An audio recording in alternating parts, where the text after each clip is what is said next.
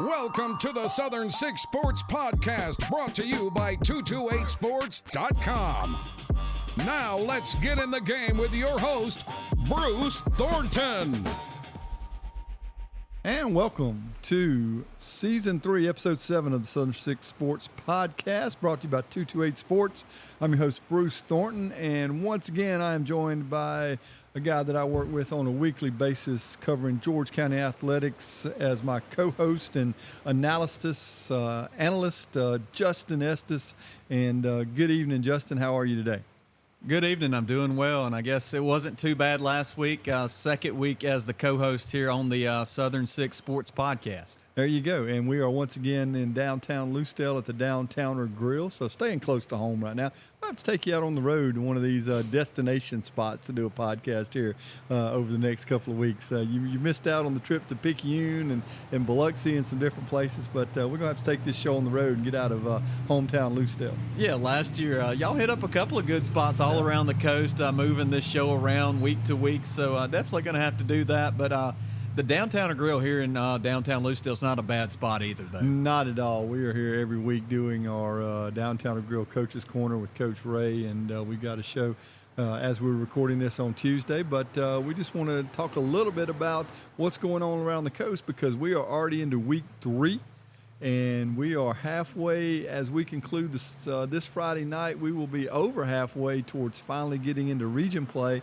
and there are a few teams that are rounding into form.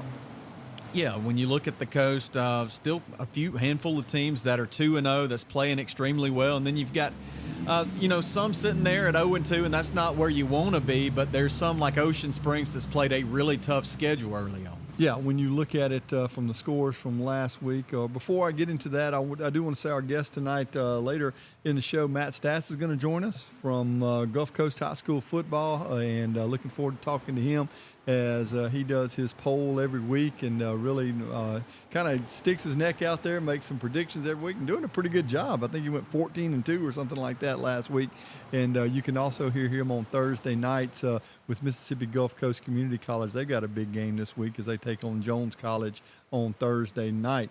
But Matt will be joining us, and then we're going to talk to head coach Josh Ladner of one of those undefeated teams, the D'Iberville Warriors, as they have a huge test coming up Friday night as they travel over to Picayune, and that is one of the marquee matchups this week on the coast, and we'll talk a little bit more about that as we move forward in this segment. And then I want to get Coach Ladner's take on and Jeremy Forehand. I got to give him credit. He said that this was going to be a much improved D'Iberville team, and Justin, they're coming off another big win last week, 33-12 over a really good Gaucher team.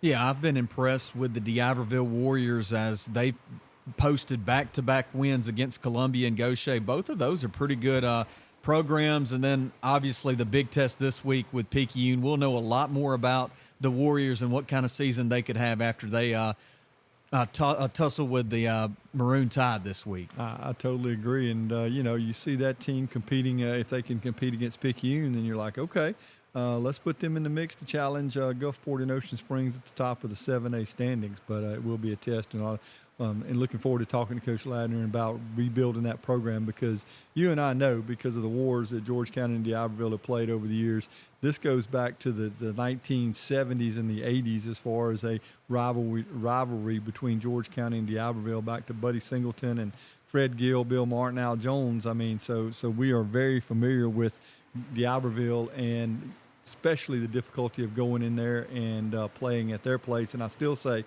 they denied George County probably its best chance at a state championship when they won their state championship, knocking us off in South State. Yeah, there's been some big matchups, and like you mentioned, there was a South State championship game being played in D'Iberville, which the Warriors went on to win state that year. And, it's a tough place to play. We know every time we've been down there, it's just a tough environment, a good home field advantage for the Warriors. So it'll be good catching up with Coach Ladner. Yep, and so that'll be coming up in our last segment. So when you look back at last week, we're kind of going down the list as rankings. Again, since we're going to talk to Matt tonight, we'll kind of steal his rankings from last week. George County 51-36 over Greene County. Gulfport 35-0 over Van Cleve. Picayune 35-0 over North Shore, Louisiana. Oak Grove 35-21 over Ocean Springs. Poplarville 13-7 over Stone. We mentioned the D'Iberville 33-12 win over Gaucher. Pascagoula defeated East Central 27-14. Meridian went into Biloxi and defeated the Indians 26-6. Harrison Central shut out Carver out of Louisiana, went down to New Orleans and won 27-0. Petal 41, St. Martin 0, Forest County 21, Long Beach 9. St. Stanislaus knocked off Bay 27-0. South Jones on Saturday night beat Pearl River Central 35-27. Hancock 16-6 over Moss Point. West Harrison 35-18 over Sumrall.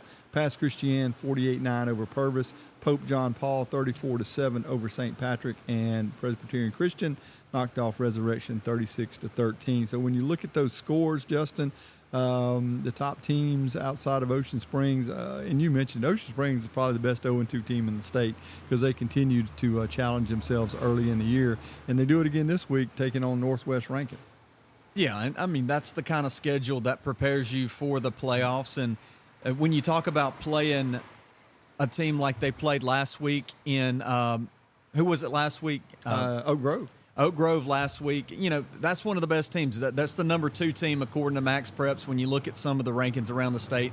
And, you know, that's the kind of schedule that prepares you for district play and for the playoffs. And it's another tough one this week. Now, Northwest Rankin is the most winnable out of their first 3 ball games, so they're looking to get on track this week. But definitely after an 0-2 start, you can't count out the Greyhounds and what Ocean Springs is going to do going forward. No, I totally agree. And then when you look at it, obviously you and I were there at Gilmartin Stadium last Friday night as George County rolled up 51 points in the first half. And it was as efficient an offense as I have seen from George County probably ever, and the highest scoring, record-setting school record for points in the first half. And then, again, a unique game in the second half. We got a running clock, and Greene County, give them credit. Coach King's team fought hard, and that game got a lot closer than it was at halftime. It was a little uncomfortable. Yeah, if you look at the box score, you know, and you just look at the final score, 51-36, it looks like, oh, this was the shootout that we were predicting, but it really wasn't because George County scored 51 and Greene County had 14 there at the half.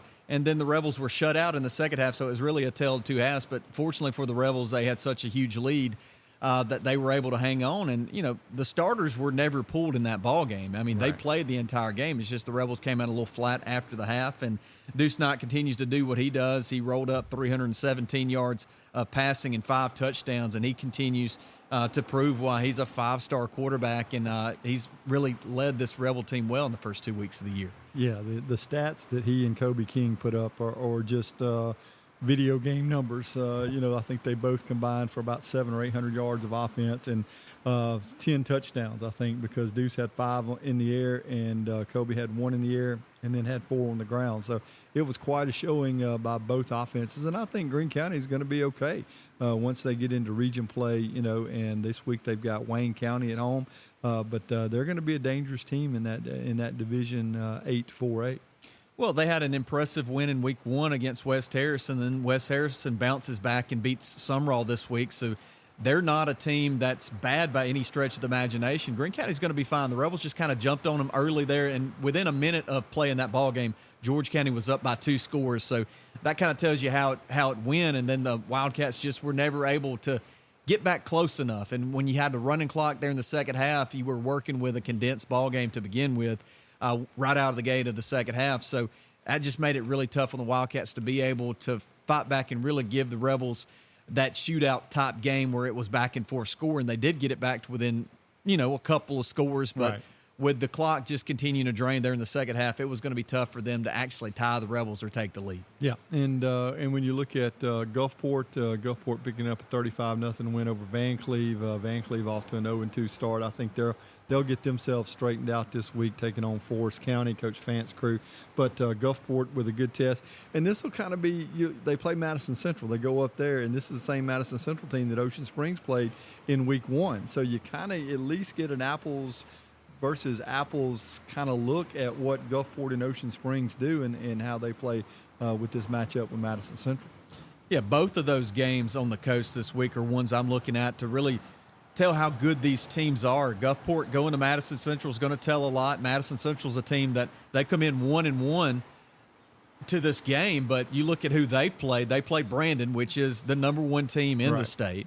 And then they've played Ocean Springs, which is a really good team on the coast. And so that's going to be a good test, especially going up there on the road. You'll know a lot more about Gulfport this week. They're off to a good start, 2-0, but it's a little different animal when you talk about the Jaguars of Madison Central this week. Yeah, Poplarville off to a 2-0 start. I think they stay that way. They get Newton County at home, but I think that game was a lot more low scoring than most of us thought. Beating Stone 13-7 in the Battle of Highway 26, because Stone, now when you look at it, offensively they've been challenged so far. They've only been able to put up one touchdown. They were shut out in week 1 by Biloxi, but to hold a very high-powered Poplarville offense to only 13 points. That means that they're going to be a dangerous team if they get their offense figured out. But Poplarville, I think, will roll to 3-0. Yeah, I think Poplarville is going to continue to win, and that's one of the teams Matt Stats had really high in his poll to start the year as number 5, even though they're a lower classification. That offense hadn't got rolling yet. Even in week 1, they only put up 17 points. So it's back-to-back weeks where they've scored below 3 touchdowns. But I think as this season rolls along, Poplarville is going to get that offense going. I totally agree with that. And remember, they did play a really good Jefferson Davis County team to open up the season, a team that is going to make a run, deep into the playoffs more than likely. The D'Iberville-Gaucher game, again, D'Iberville's that surprise so far. I mean, went on the road, beat a good Columbia team, and then managed to put up 33 on Gaucher. Yeah, both of those wins have been impressive. You talk about Gaucher, we were talking about that being a game last week that was kind of an indicator of where these two teams were heading. Gaucher was coming off an impressive win of Harrison Central in week 1, so that was a matchup where we were going to start to build our coastal pecking order of where teams were going to fall out this year, and D'Iberville really was impressive in that ball game. And now you got this week where it's Pascagoula and Gaucher, so that's another game that's going to indicate how good some of these teams are. That's on the Rebel schedule, but really just on the coast in general. And then you add a rivalry game with those two schools tangling this week too. Yeah, that's a big game. That's our 228 Sports game of the week is Pascagoula at Gaucher. It'll be a packed house over there in the swamp. And when you look at Pascagoula, 27-14 over East Central. They win by 13, but Justin, when you look at it, I mean, that was a 1-point game in the second half. East Central, after really struggling with George County, they came out and gave Pascagoula fits for 3 quarters. Yeah, and we were talking about it at the half, how it was very similar to the George County game in that it was a 1-score game between East Central and Pascagoula in that one. And, the Hornets are one of those teams that were breaking in a lot of new players this year, had a lot of new faces in different positions, and you see teams make a jump from week 1 to week 2, so maybe the Hornets are that improved after 1 week of play. But I was really surprised at how closely they hung with a really good Pascagoula team. Yeah, and the Hornets will host Lawrence County this week, and then as we mentioned, Pascagoula heads to Gaucher to take on the Gators. Harrison Central, they come back after their overtime loss to Gaucher, pick up a win, and they host a Quitman team that in week 1 beat Meridian, and then Meridian came down to Biloxi and beat Biloxi. So, again, it's early in the season, and this is one of those, like you keep saying, every game is kind of a better idea of these teams and the identity of these teams. And Harrison Central is again, one of those that, they go down to Louisiana and beat Carver. Sometimes you can get a hold of some good teams in New Orleans, sometimes not so much. But they took care of business, and an overtime loss to Gaucher to start the year. But this will be interesting to see what Quitman does, because, like I said, they went up to Ray Stadium and beat Meridian the first week of the season. Yeah, Northern Illinois beat Notre Dame last week, so I'm not really sold on Quitman just yet. You can have some weird things happen when you're talking about 16 to 18-year-olds out there playing. So I think the Red Rebels should roll in that one, but you never know. They may be the real deal. Yeah, and we'll just have to see about that. Long Beach, coming off that first week win, they fall to 1-1, losing to Forest County. Forest County is a team that Van Cleve is going to take on. And, again, that'll be a good matchup for Coach Fan and his crew. As far as the Bearcats go, a good win to start the season. And I was trying to see, I'd written down the schedule. I have to check on their schedule to see where they're at. They're at Bay High. And so Bay is coming off their loss to St. Stanislaus. So, again, 2 1-1 teams at Harrison County, Hancock County, all there in the neighborhood on the west side of the state. But these are 2 teams that somebody's going to come out of that 2-1 And for both these programs, building wins, I think, is the key to their early season and getting some confidence. So, I think this is an important game for both teams. Yeah, getting a 2-1 would be huge for both of those programs. So I know last week we talked about how close Bay and St. Stanislaus was. So I went and looked up how close are these two schools. They are 2.2 miles apart. So making the trip to Bay from Long Beach this week is 14 miles. It's going to seem like an eternity when you talk about playing somebody that's literally 2 miles away. Yeah, coaching all these years up at George County, I have no idea what that's like to get on the bus and be there in 5 minutes. It is what it is. Pearl River Central, the Blue Devils, they get Saturday. They go to South Jones. They're in that ball game. Wind up losing 35-27. They get a shot at Pass Christian. Pass Christian coming off a big win over Purvis. And for PRC, we talked about this. Coach Feaster and his crew, they're trying to build something there, and this would be a big win. I still think they're going to go into region play with only 5 teams in their region, and they're going to face off against that Forest Hill team early in the season. And they may not win a whole lot of games, but they could sneak into the postseason winning the right games. Yeah, the game that you mentioned would be a huge district game as far as that last playoff seed in that region over there. But because outside of that, you got Terry, West Jones, and Hattiesburg. So, those 3 are going to be okay. It's just about we definitely know that those are going to be playoff teams. It's just a matter of who's going to be that last one in.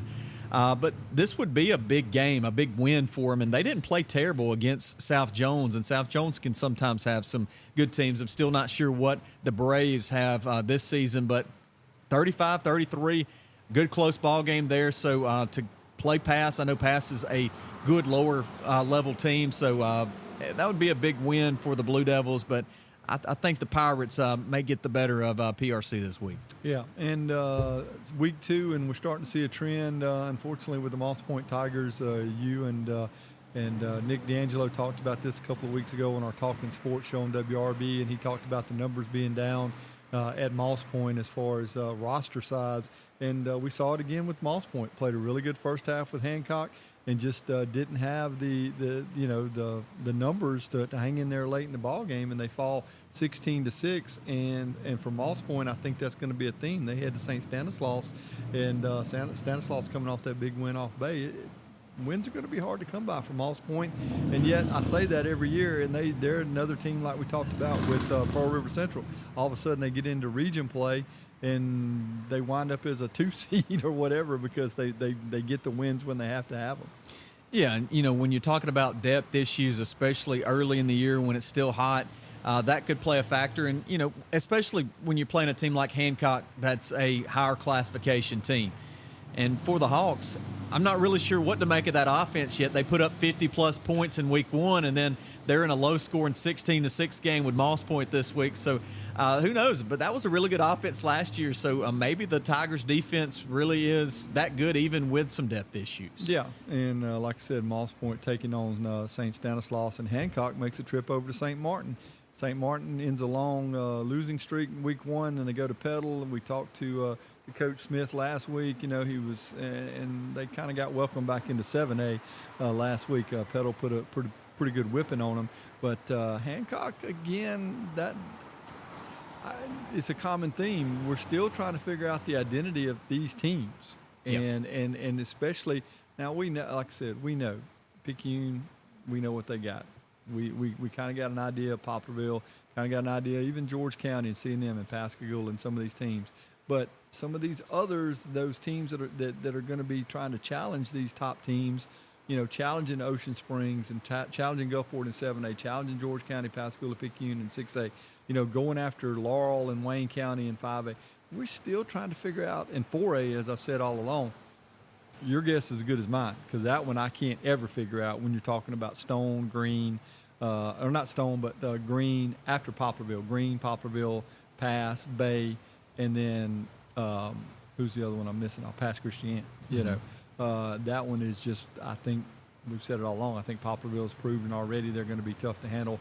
But seeds 2, 3, and 4, good luck. And by the way, Greene County beat Poplarville last year in the last game of the season. Yeah, and like we mentioned just a few minutes ago, I think the Wildcats are going to be fine. There's some good teams, and, last year, that region came down to the last week of trying to figure out all the seeding there, and Greene County got in by beating a really good Poplarville team. So that one should be really fun. And, sometimes you just have regions like that where everybody just kind of beats up on one another, and you don't have a distinct, these teams are better than these teams. It's just everybody's pretty close. There's a lot of parity, and, that's just how it is. Yeah, St. Patrick falls to Pope John Paul 34-7. They make the trip up to Northeast Jones to Myrick to take on the Tigers up there. And Jones County is a really tough place to play. St. Patrick, maybe another week before they find that first opportunity for a win. I know Northeast has been West Jones has been making the trip around around Jones County, beating up on all the other Jones County schools. Northeast got theirs. They started out the year, I think, with Laurel, and but I think they may recover against the Irish, especially up there in Jones County. Yeah, there's just a ton of talent up there in Jones County. You look at those teams and some of the teams they produce and the athletes that go on to play at the next level. So it'll be tough treading for the Fighting Irish. Yeah, and Resurrection with PCS last week, the Hattiesburg team that's going to join the High School Activity Association next year. Resurrection travels to Richton. I could see Coach Denmark's crew making a run at the Rebels up there in Perry County Friday night. Yeah, that may be a fun little 1A matchup there between the Eagles and the Rebels. Yeah, no doubt. So there's the schedule and a recap from last week. When we come back, we're going to get Matt Stat's take and maybe even get an early preview of his top 10 and top 20 as he ranks them each week, and just catch up with him. And then later on in the show, Coach Josh Ladner of the Iberville Warriors will talk about their 2-0 start in this big matchup they've got this week with Picayune. When we come back, the Southern Six Sports Podcast brought to you by 228 Sports. Bruce Thornton, my co-host Justin Estes, will be back. Hey, all of you South Mississippi sports fans. Are you ready for some high school prep sports this fall? Get in the game with the new 228 Sports app. Live scores, breaking news, players of the week, and so much more. Now available for iPhone and Android devices. Download the first dedicated high school sports app for South Mississippi today. Only from 228sports.com. Ready to score big with the best sports coverage on the Mississippi Gulf Coast? Then lock your radio on WPMO. We're like the cool uncle who knows a little too much about sports, the one who gives play-by-plays at every family barbecue. From local high school games to the SEC and even the Atlanta Braves, tune your radio into 1580 or WPMOradio.com. Dave Ramsey is also back weekdays from 2 till 4 p.m., and you'll find the local and national news every weekday morning. WPMO, the talk of South Mississippi. And welcome back to the Southern Six Sports Podcast, brought to you by 228 Sports. I'm your host, Bruce Thornton. My co-host over here again this week, Justin Estes. And our guest tonight, you know him from the Gulf Coast High School football, Matt Stats, putting out his new top 10 this week. He makes predictions every week.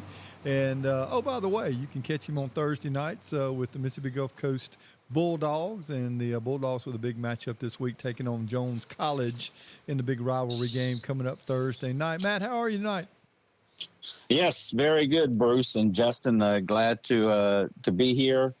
First time on the 228 podcast, and glad that you guys invited me here tonight. Look forward to this time to talk. Yeah, we have tried to work this out on multiple occasions, and finally got these schedules synced up, and glad to have you here because you along with a lot of other people along the Gulf Coast are doing a great job of what we're trying to do at 228 Sports, and that is get these kids and these teams out there and get some recognition. And, man, you stay as busy as anybody because you leave no stone unturned in your coverage of high school sports every week. Yes, I do try that to keep everything up current, and even listening to your podcast with Jeremy the other 2 weeks ago that I was supposed to be on there, and y'all were talking about, the big school and what their record is, for the playoffs. And, of course, that had me go and look and see what the record was for the playoffs. So, I had to go look that up. So one stat leads to another. And we just try to be, one-stop shop for everybody here for Coast High School football. So Well, glad everybody can come by. There you go. Well, talk a little bit about it. Just, I mean, I know everybody knows, but you go to Gulf Coast High School football. Me and Justin were just looking on, you dropped your new poll just a few minutes ago on Facebook. But you do all of this, and then you've also got a little podcast, or not a little, but a podcast kind of goes on Saturday mornings, right? We did last year with Bingo Media. We did a pregame and postgame, and that's what we did last year. And it was mainly with Bingo getting that started because he has more contact with coaches. So it was great last year. We looked to start it up again this year. In fact, Friday I looked to start it up the pregame and get maybe some broadcasters on there to talk pregame in the 6 o'clock hour. So, and then even on Friday nights they did some broadcasts in there with Bingo and Boz, and I joined them, and it was great that one year to have coaches. After they win that night, I remember Coach Sims. I believe he had the gold football or whatever they have there with them beating, I believe, Pascagoula, Gaucher that night. But it was still just to get to talk to some players and everything. So, but yes, Gulf Coast football, we try to, again, have the one-stop place to go. Just like 228 Sports, you guys year-round. You guys do all the sports, so that's great there. But, yes, I just contend with football. And no doubt. Bingo does a great job up here at George County putting out stuff with them. So when you look at this week, you actually mentioned one of the big games of the week. You mentioned Coach Sims and Pascagoula taking on Gaucher Friday night, and I think that is the 228 Sports game of the week. And just talk a little bit about what you see with that. Now, if you want to give away some predictions, I know you post those later in the week on all your social media, but when you look at this game, Gaucher coming in, both these teams, to me, Matt, Gaucher coming in off a tough loss to D'Iberville, Pascagoula a win over East Central, but it was a struggle. It was. I know that rain played a factor in Gaucher and D'Iberville, and then Gaucher losing their star running back. But, this year, Pascagoula and Gaucher, I do give the picks out on Thursdays. I have something almost every night at 7 o'clock. I like to be consistent like that so fans know at 7 o'clock something's coming out. And, yes, Thursday is the game predictions. And I can tell you, what I have written up that's going to come out on Thursday about that game. Let me see here. Pascagoula and Gaucher. Well, if I can find it amongst my papers here. But I got a whole bunch of papers here in front of me, so that's what I was trying to, but I'm going to get to it. But, yes, that game, is going to be a great game there in Pascagoula. Is it not in Pascagoula? Let me see. Gaucher. I'm sorry. Here it is. Games in the the Panthers, 13-9, they lead the series. They won last year 28-27. The total points out of those 22 games there, Bruce, is Pascagoula 494 and Gaucher 489. So, I mean, that's just a matter of 5-point difference there. And Gaucher has that 13-game home winning streak, on the line there. And it's the first road game for the Panthers. So I do have a sneak peek here, or really, I guess if people are listening to the podcast, I don't know when you put it out, it may be already out, but I have Pascagoula winning there at Gaucher 42-30, and I believe just Pascagoula is the real deal this year on both sides of the ball. I know that, a little bit weaker opponents to start with, but I believe the Panthers will beat Gaucher on Friday night. Yeah, and so Justin getting an early sneak at some of Matt's picks, and then the stats. I mean, you listen to that, the winning streak for Gaucher, how close this series has been, and it's a rivalry game, Justin. Yeah, and we know exactly what that's like from George and Greene County playing each other this past week. How rivalry games can, you can kind of throw the records out the window, and those two teams are going to play even tougher against each other this week because.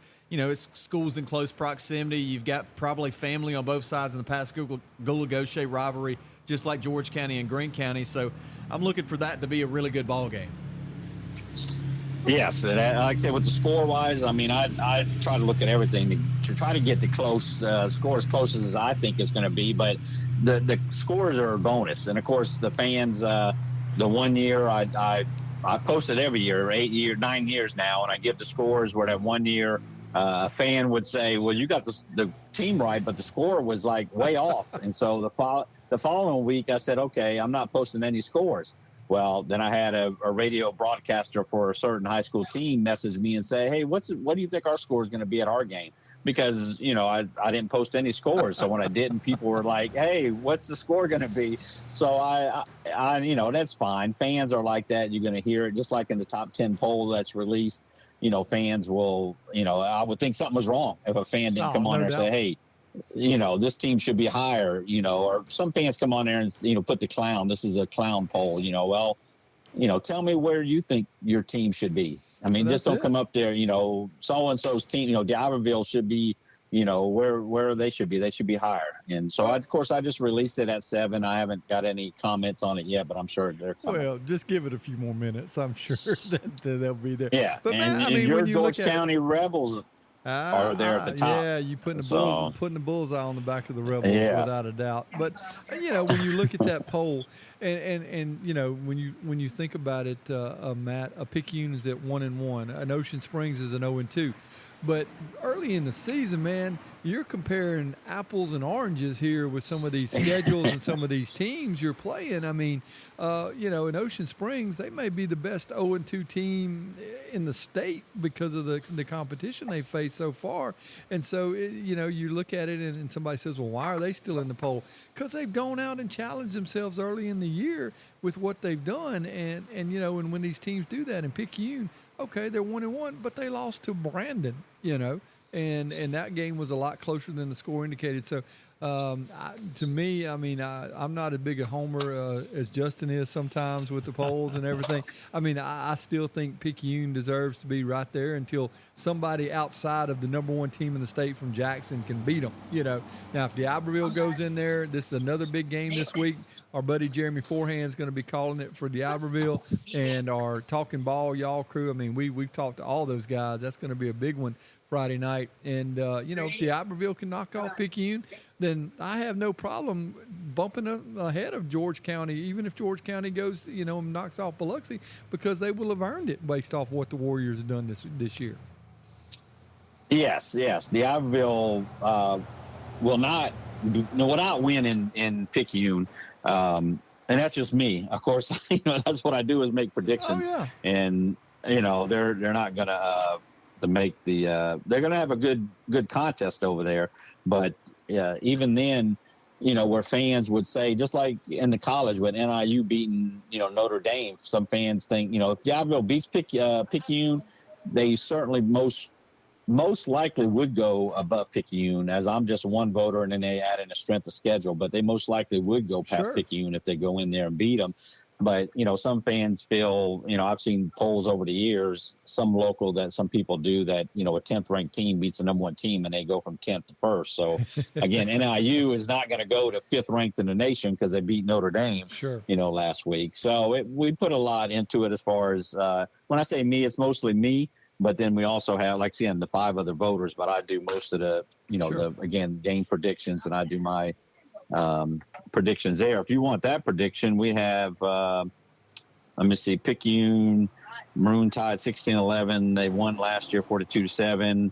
I have it 37-28 Picayune. So is what I have that game. I can see that it being a high-scoring game because it just – it just seems like I think Picayune is still the team to beat for us in Region 4, 6A. But I do think that Pascagoula and George County both have a shot at them. I think. I think there is that opportunity for these two teams. You still got to play well because one of the keys to that, Matt, is Picayune gets both Pascagoula and George County at home when you look at the schedule down the road. Yes, in that 6A, is. and that is. Hey, and Justin can tell you this, and if you've been there, I hate hearing that cannon go off. I just absolutely hate it. And Justin and I have called games where I think they just ran out of ammunition or whatever. I mean, because they fired that thing off so many times, and so it will be interesting.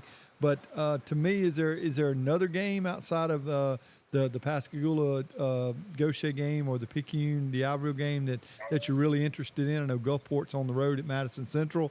Do you see the Admirals staying undefeated? No,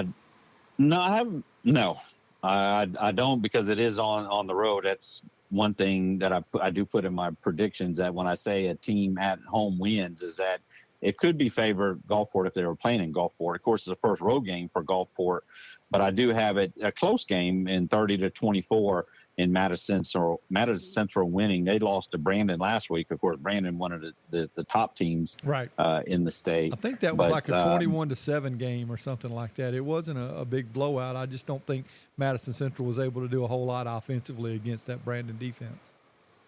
Yeah, they were not. So it again up in Madison and Gulfport, again their first road game.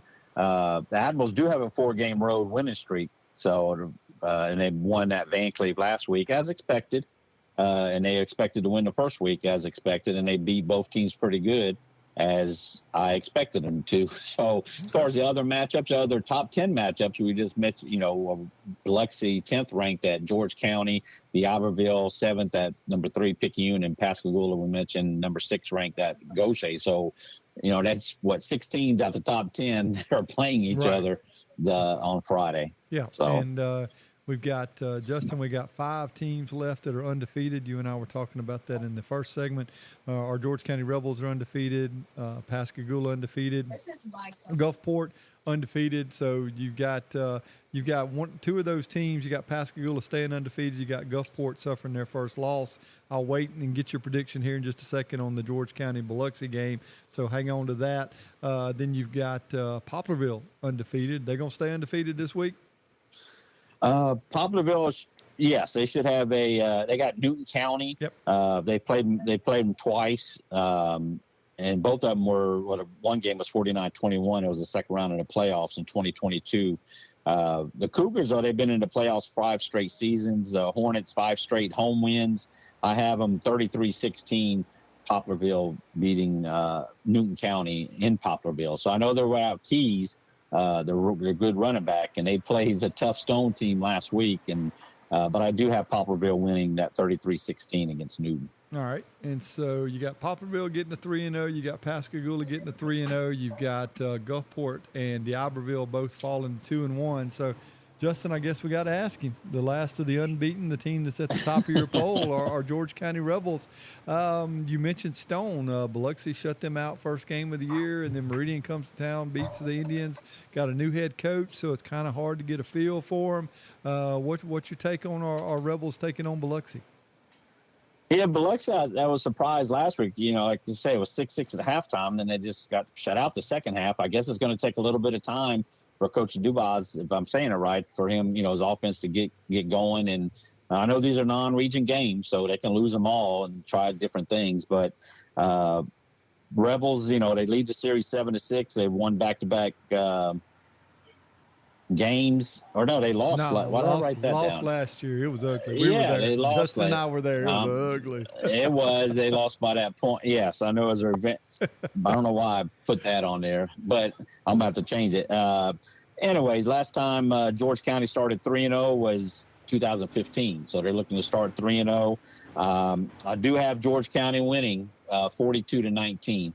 So I have them, getting it done as far as their offense, of course, with Deuce and company. And Justin, I remember I was thinking about it finally last year, and it came back to my mind. I don't remember the kid's name at Biloxi, but we made him a star that Friday night down in Biloxi because I think he had a touchdown reception, a touchdown run, a punt block for a touchdown, and a pick 6 in that game. I think he scored like 4 different ways in that game. I wish I could remember his name. And Matt, I don't know. We'd have to look it up. I don't quite dive into the numbers certainly like you do because you got them all.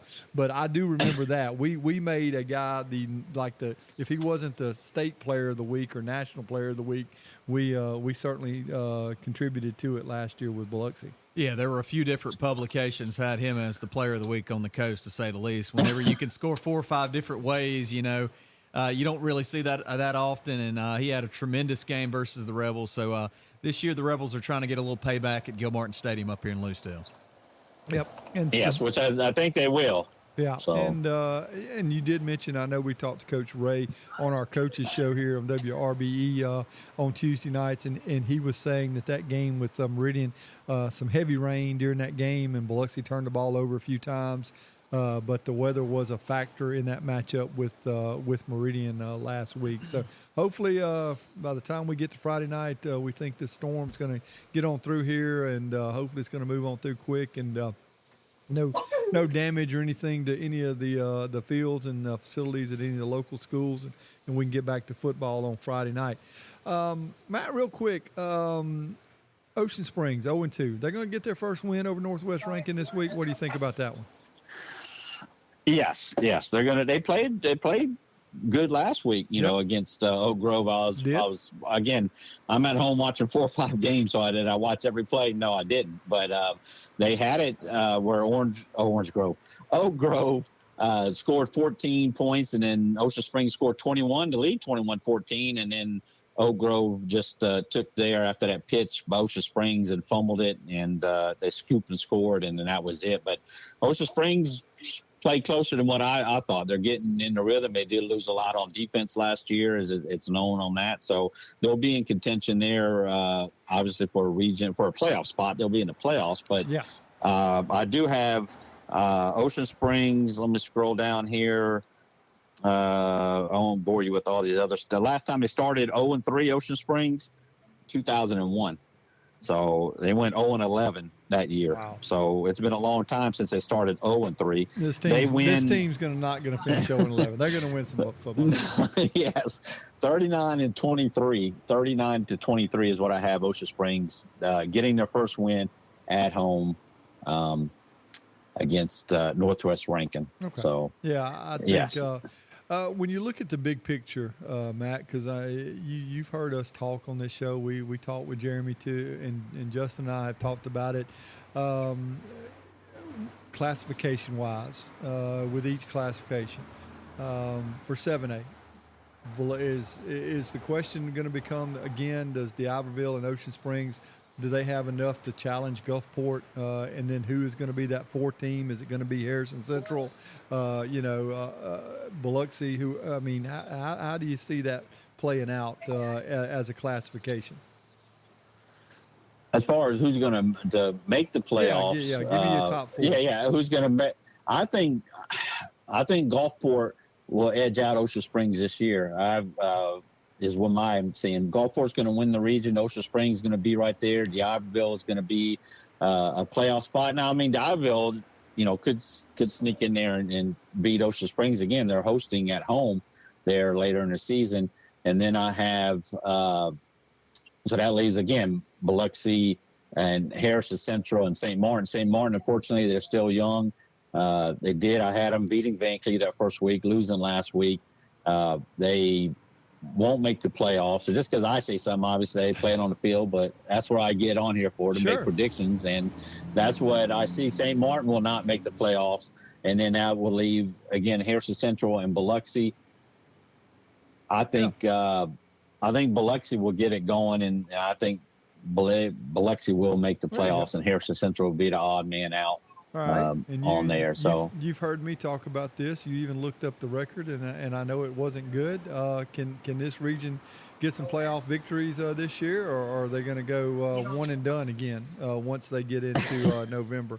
It's not pretty, Matt.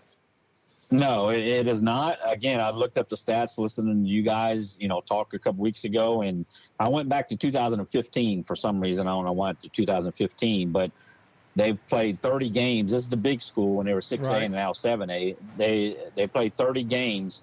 Combined, they're 6-30. They're 6-30 over that since 2015, which is 9 seasons. Of course, last year they got swept, but the previous 2 years they won 1 game, the big school, and that was Ocean Springs. Right. They're actually in 20. Actually, it went 19, 20, 21, 22, where Gulfport won and 19, and then Harrison Central, D'Iberville won in 2020, and then Ocean Springs the last 2 years. But they've gotten swept 4 times out of the last 9 years. This year, are they going to make it? I hope so. I always want the coast team to win. Doubt. Yeah. but yeah, it's going to be difficult just given early in the season. Again, we're very early in the season. Oh, no doubt. But we know that Brandon's got a really good team. We know Oak Grove's really strong. So you don't want to finish third or fourth, Justin, and wind up making that trip up there. So then I think that's why this Ocean Springs Northwest ranking is a matchup. We've already seen Meridian come into Biloxi and win. Those are two teams in that district. So, I mean, that's something we're going to try to learn from this bunch. Yeah, those lower seeds going to Region 3, that's near impossible to go win. You know, when you look at that, that's 9 years. And to pick up only 6 wins in 9 years, that means there's years that your 1 seed is losing to a 4 seed. Right. So that, I mean, that tells you all you need to know about those matchups between Region 3 and Region 4 when your 1 can't beat their 4 on more times than not. Yeah, and Matt, one of those was Gulfport beating George County because we were in Region 3. Yes, and that was a 1 versus 4 matchup, and we had our kicker get hurt, and we missed an extra point that would have tied that and probably sent it into overtime. So, you know, that was one of the wins. But I do think, I mean, I hope they find a way because I think that's the biggest challenge for the biggest classification. Now, 6A last year we weren't much better. You know, I mean, we need to step up, but I do think, you know, when you look at it, Picayune, Pascagoula, and George County are really solid, 3 solid playoff teams. And in that 4th spot, to me, it's going to come down to Hancock and West Harrison more than likely, right? Yes. And Hancock is just, I mean, I watched them last week. I thought they were going to blow out Moss Point, but give it to Moss Point, you know, for standing tall there, making it closer than what I thought it was going to be. So, but yes, Hancock is their defense is just they lost a lot of players last year on both sides of the ball. Lost the quarterback. So they're gonna, I'm looking at Pascagoula, George County, West Harrison. I had them to win last week. They did win. Picayune, so it will come down, you know, again to those 3 teams for that 1 spot, and I had a hard time picking this week between Hancock and St. Martin, to tell you the truth. Even though St. Martin got lost last week, they're playing at home, and Hancock just is not in a rhythm. But I would right now would say that it would be Hancock over West Harrison. Okay. Long Beach, you know, was a surprise loss last week. That was one of my losses. I had 2 losses last week, and that was one of them. I thought they were that was Bay High.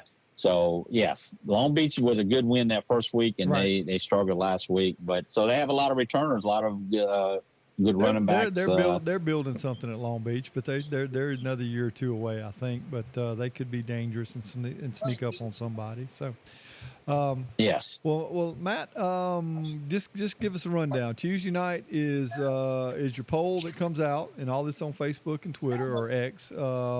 And then what do we get on Wednesday, Thursday, and then heading into Friday? What do we get from Gulf Coast football? Like I say, Tuesday top 10. So again, everything is 7:00. Wednesday we get I put out the lineup. I do have a sneak peek lineup that comes out Sunday and Monday, just a plain Jane one. And then, but Wednesday it has the rankings, has the records. On Wednesday again at 7, and Thursday is the game predictions.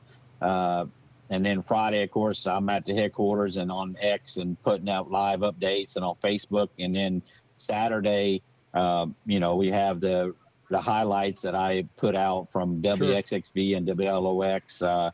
But then we also have, you know, the hashtags, the stat that and hot or not, you know, the teams with certain streaks. And I do that. The hashtag co-streaking and dare to compare. I haven't done that yet this season, but I will do that with Max Preps rankings, which that Max Preps has Picayune at number 1 and has George County at number 3, by the way.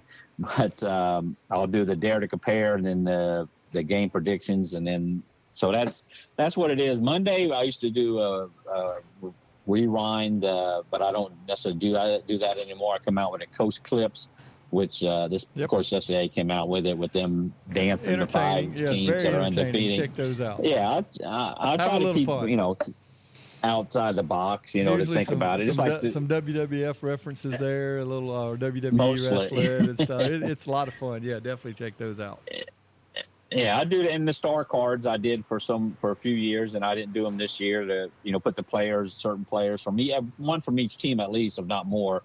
But, you know, the star card. So I try to do things different and come up with those different stats that people are like, I didn't think about that. You know, this team did this or that. So, Sure. So that's what I try to do for everybody, and I'm glad everybody is coming along. Like say from 228 to Bingo Media to Smack 'em, and the media days. I mean, it's growing along the coast. It's getting bigger and bigger. Yep. Well, Matt, man, I appreciate you spending some time with us this week. Look forward to talking to you again once we get into the region play and everything. I want to get your takes on that as well. And thank you, man, for all the work you put in. I will be honest, Justin, he does give us a lot of information at our fingertips to help us come Friday night for a pregame and stuff like that. Yeah, there's no telling how many times we go to your Twitter page and just look at different stats and things that you've put out. It makes our jobs a lot easier that we don't have to do all that research ourselves. That's it. So, yes, no doubt. Most certainly. So we do appreciate it. Man, thank you so much for joining us. Like I said, Matt, I want to get you back on here when we get into region play, and let's see how all those predictions come out because, hey, we put them out there, and most of the time when I make a prediction, I would say go the other way, but you seem to be right on top of things. I think you're running at about a 85-90% successful clip early in the year. So kudos for that. And we're looking forward to catching up again. Yep. I appreciate it, Bruce. And yes, I'm glad to be here and look forward. And Justin, appreciate what you guys do. And if my picks are wrong, then bleep them out. It'll be all right. But, hey, we putting them out there. So there you go. It's all fun. Matt Stats, Gulf Coast High School football. Catch him on Thursday nights with Mississippi Gulf Coast Community College, as well as he calls all the Bulldog games, so you can catch that. But Matt, thanks so much. When we come back on the Southern Six Sports Podcast, we're going to catch up with one of these undefeated teams, and that is the D'Iberville Warriors and their head coach, Josh Ladner. When we come back, Gulf Coast here, 228 Sports, Southern Six Sports Podcast. We'll be back. Hey, all of you South Mississippi sports fans, are you ready for some high school prep sports this fall? Get in the game with the new 228 Sports app. Live scores, breaking news, players of the week, and so much more. Now available for iPhone and Android devices. Download the first dedicated high school sports app for South Mississippi today. Only from 228sports.com. And welcome back to the Southern Six Sports Podcast, brought to you by 228 Sports. Bruce Thornton, Justin Estes. We are on Main Street in Lucedale, Downtowner Grill. And for the last segment, we're going to talk to the head coach of the D'Iberville Warriors, Coach Josh Ladner. Big test for the Warriors this Friday night as they travel to Picayune, take on the Maroon Tide. And Coach Ladner, how are you this evening? Man, I'm doing great.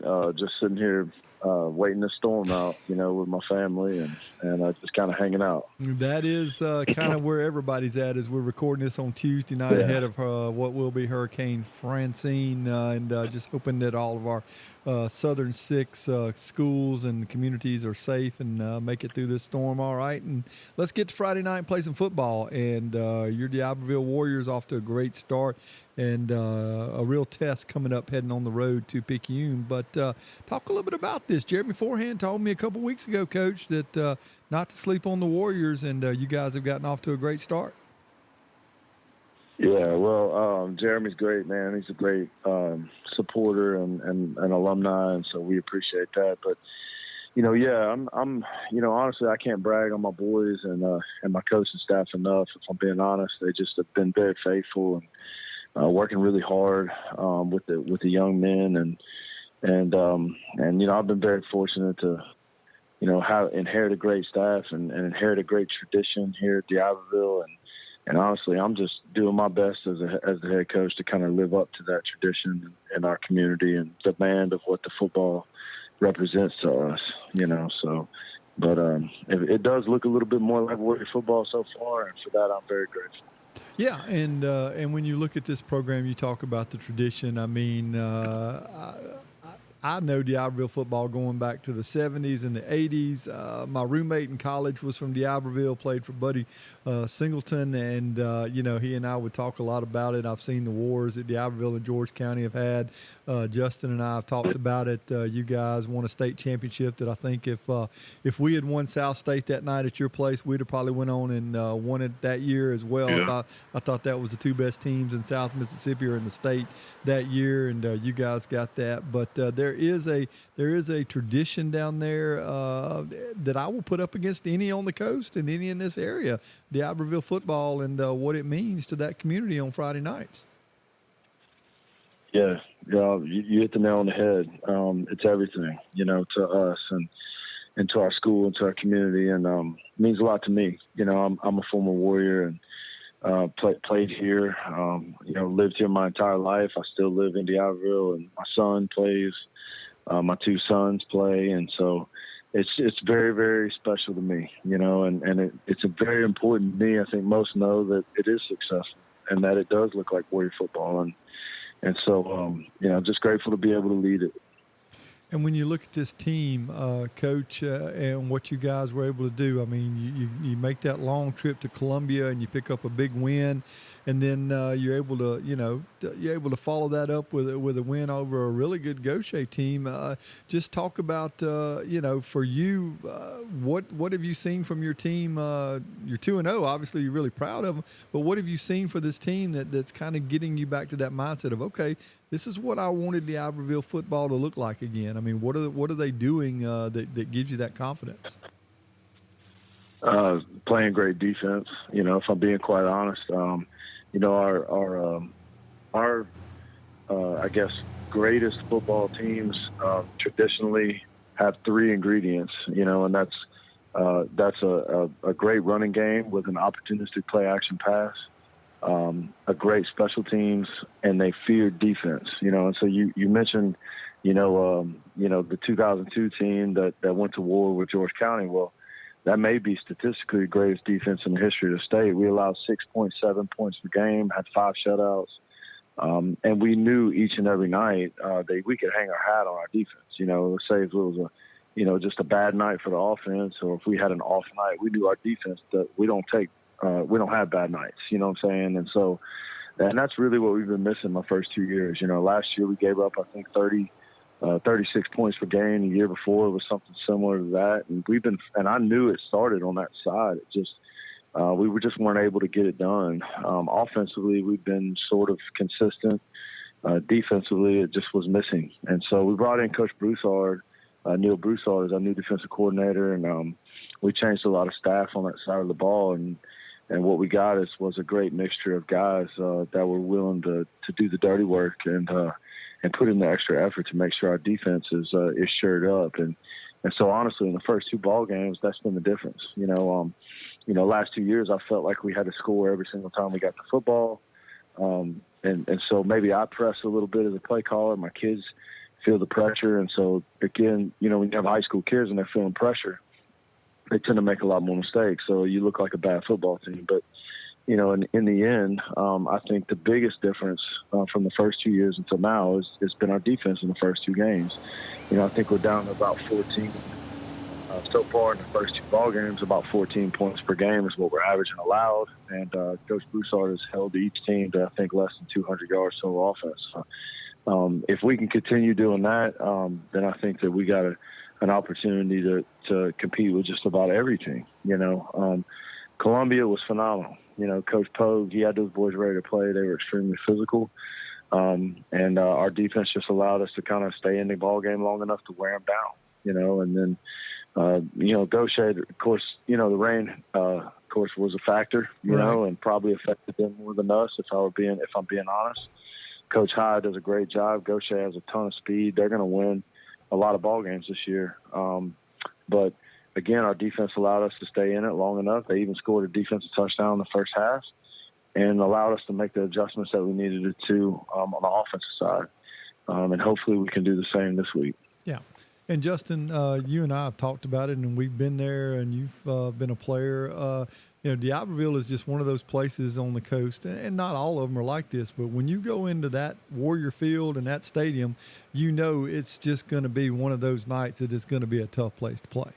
Yeah, and there's quite a few good environments around the coast that are tough places to go play, great home field advantages, but going down there to D'Iberville is one of the best. Yeah. You know, Picayune's a tough place to play. George County, Gilmartin Stadium's a tough place to play, but going down to D'Iberville, Mississippi, that's a tough place to play there at Warrior Field. Yeah, and Coach, with that in mind, is that part of the tradition and the legacy that you wanted to bring back of how special it is on Friday nights? I know you're going on the road this week, but those home games at Warrior Field, and I can remember the pride that the grounds crew and the chain crew and everybody used to take in painting the field, and now with the turf and everything. But I mean that environment there, you don't see that everywhere on the coast. There are a lot of places you go that in the case of George County, we bring as many people as sitting in the home stands. But if we go to D'Iberville, that's not the case because that community still supports high school football on Friday nights.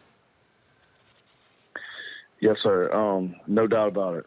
Our community comes out and they support, and I'm very appreciative of that. I do recognize that it is a tough place to play, but what makes it a tough place to play is the people that show up to support you. And so I'm so grateful for that. And yes, sir, it's definitely been a point of emphasis. It's given our community a reason to show up. Something to be proud of. And I know what that looks like. I know what it feels like. I was part of a team that was our community found a lot of pride in, and still does. I've been fighting my tail off. To try to bring that back, and it does kind of feel that way right now. I hope that we can continue this. I'm not by any means saying that we're on that level yet, but I promise you I'm going to fight my tail off to make sure that we get there and that we stay there. Yeah. Friday night, you head to Picayune. It's Picayune. I mean, you guys match up with them. Kudos to you guys because you challenge them. I think every year in the pre-district or pre-region schedule, and it's a team. You talk about your defense. That going in there Friday night that your defense will be under the gun. I mean, this is always a very physical football team, and there's really no surprises with Picayune. It's just a matter of can you stop what they're going to do? Yeah, you're right. I think anytime that we have came out on top of beating a Picayune football team, or we're fortunate enough, which is not very often, it was because we were the most physical football team on the field that night. And so in order to beat Picayune, I think you have to have you have to play sound and disciplined football, and you have to be very, very physical, and you have to be able to withstand the physicality of that Maroon Tide. And so it is a great test for us. We know that, we'll probably not play a team more physical than this, right. And that's a compliment to Coach Ladner and his staff. I mean, they do a great job. That community over there, they demand it of their young men, and so, and that's hats off to them. But we want to do the same over here, and I do feel like in the past, our better teams did match up to them physicality-wise, and no, we haven't the last 2 years, but we are going to, again, not stop until we get to that point, Sure. And so we're really kind of chasing that Picayune greatness right now, if I'm being honest. Yeah, and I think that's a case, Justin, for the coast, because we've talked about it for a couple of weeks, even when we started before the season, that Poplarville and Picayune have really carried the banner, so to speak, for the coast as a whole when you talk about making trips and playing for state championships. And so that is definitely, something that I think all the schools in our area are trying to get to, is that level. And Coach, I do want to ask you this. Has it been a challenge this week because you guys went from Gaucher and the spread and the air raid? I know we talked to Coach Ray because we went from playing East Central to playing Greene County, a very similar situation. Y'all just flipped it. Y'all have gone from the air raid to now a very physical team. So has that been a challenge for your defensive coaching staff to say, all right, everything we did last week really doesn't matter because this team's totally different?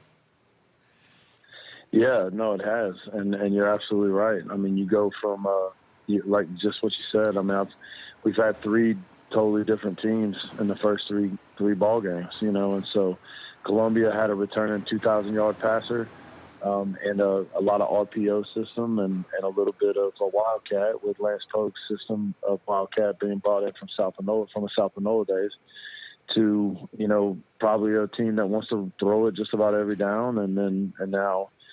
Picayune, that's probably wanting to be about 90% run. So, yeah, and honestly, man, your out-of-district schedule, if you have a mentally strong team, you want to be challenged in just about every area, right. So that you do get prepared as well as you can be for your district run, the games that really count. And so this is exactly what we want, I mean, it's a great opportunity for our team to go into a tough environment and test themselves physically and say, hey, man, where do we need to get better at? Sure.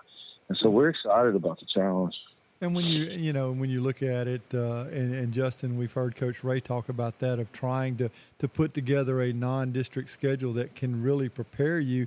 And I think what Coach is saying there, there's not really a tougher environment on the road in that Region 4 7A than what this D'Iberville team is going to face Friday night over in Picayune.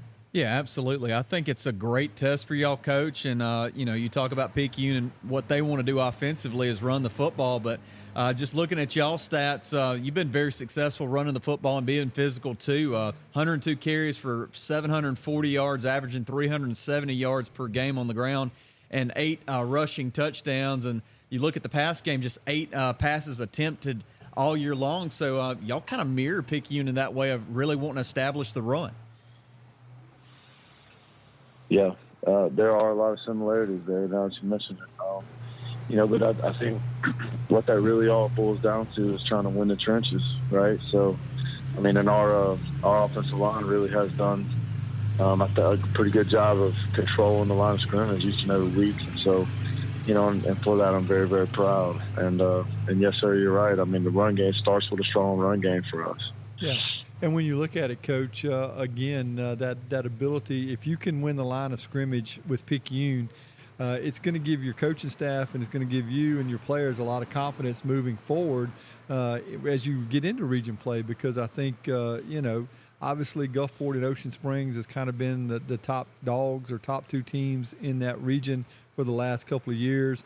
But you guys are trying to get yourselves ready and to be able to match up and say, all right, if we can stand up in this environment against this team, then we're going to be okay come, down the road 3 or 4 weeks when we go and we play a Gulfport, we play an Ocean Springs, a matchup with the Harrison Centrals, St. Martin's and people like that. I mean, I think if you can give yourself some confidence coming out of Friday night, it's going to mean a lot moving forward. So you're absolutely right. I mean, any team that can go into Lee Triplett Stadium and get a win is probably a state champion contender. No doubt. So so absolutely. I mean, it would be a massive victory for us as a squad and as a football team and as a community. And so, Coach, you mentioned this in your 3rd year here.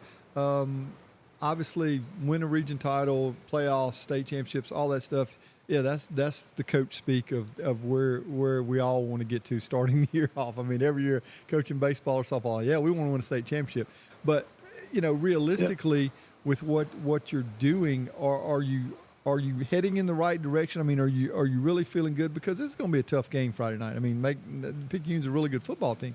But do you think your team is starting to progress towards 3 or 4 weeks down the road, so when you do open up in that region play, you're like, all right, mention D'Iberville, we're in the mix here. I want us to talk, I want the guys that are talking, whether it's Matt Stats, who we had on the show earlier, or 228 Sports or whoever, let's start talking about D'Iberville being a serious threat to get that top seed, or at least one of those top 2 seeds, and a home playoff game come November.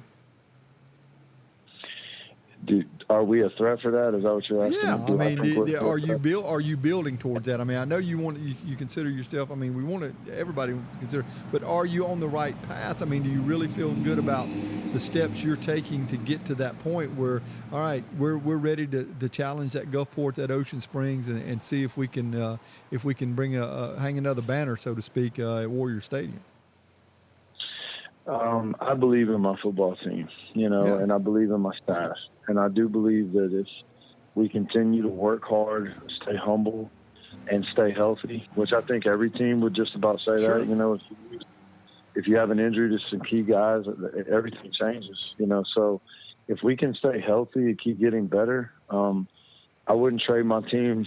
I'll say this, I wouldn't trade my team for anybody else's, and I wouldn't trade my roster for anybody else's roster, and I wouldn't trade anybody's staff for my staff. So I believe in my football team. I have confidence in what we do, and yeah, I think I believe every Friday night, if we can continue doing what we're doing, that we can compete in just about every football game. And so, do I think, we're ready to compete for a state championship? I think time will tell. Sure. I mean, obviously it's so early in the season, and nobody knows if this was a good win or a good loss or a bad win or a bad loss.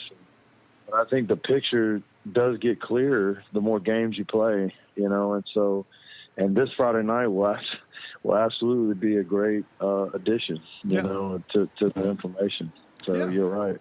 And when you look at it, Coach, I mean, there's only 5 teams in our listening area, in the 228 area, that are 2-0 after the first 2 weeks of the season, and the D'Iberville Warriors are one of those teams. And so that's something that your team, your coaches, the community can be really proud of, because I think when I look at y'all's schedule so far, you've challenged this team early, and they've answered the bell, and now it's a step up, and you go into Friday night, and you give Picayune your best shot, and then come back and reevaluate. And if you get a win, great. If you fall short, then you find out ways to get better, because there's still a lot of football left to be played.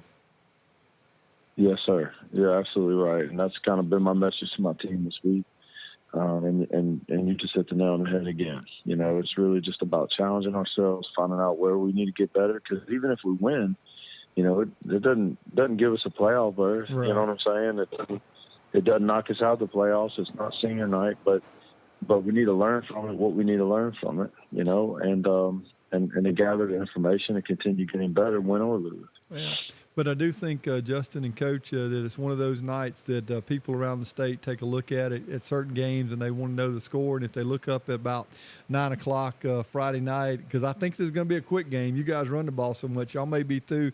Y'all may be one of the first games finished up Friday night. So we may have a look at it. But if you go into a Triplet Stadium like that and you pull out a win, people not only in the 228 area but across the state are going to look at D'Iberville and say, okay, let's pay attention to this Warrior team. And Coach, I wish you the best of luck with that come Friday night. Thank you so much. All right. Yes, sir. Hope to talk to you down the road when we get into region play, and maybe talk about these Warriors making a playoff run again. And I still hadn't got over that South State championship loss. Still hurts me deep, Coach, knowing my Rebels had a chance. But D'Iberville just a little bit better that night, and have always enjoyed competing against the Warriors, and look forward to talking to you again. Thank you so much for joining us.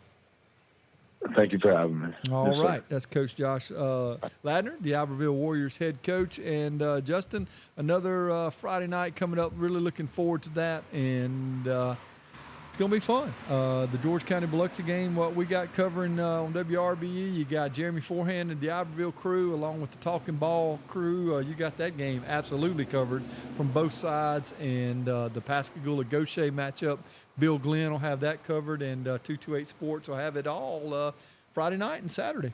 Yeah, week 3 here on the coast is a big week. There's a lot of great matchups, a lot of good teams playing each other this week. Yep. So once again, thank you so much for joining us on the Southern Six Sports Podcast, brought to you by 228 Sports. For Justin Estes, I'm your host, Bruce Thornton. Appreciate Justin again. Looking forward to next week, guys. Tune in as we get you set for week 4. We are already going to be in week 4 of the high school football season, and we'll recap, see if any of these undefeated teams can stay that way, and see if some of these winless teams can pick up that elusive first victory. So just tune in for all the action, all the reporting right here on the 228 Sports app, and we appreciate you tuning in. We'll see you again next week.